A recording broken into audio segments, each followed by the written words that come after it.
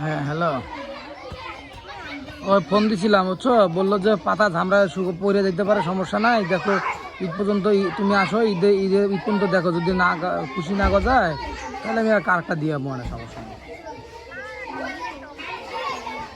না কইলো যে পাতা অনেক সময় ঝরে যায়, পাতা পড়ে যায়, কিন্তু পরে আবার দেখো ডাল বাড়িব, পরে যদি না বাইরে সমস্যা নেই, আমি ঈদের পর তুমি আসো, ঈদ পর্যন্ত দেখি থাও।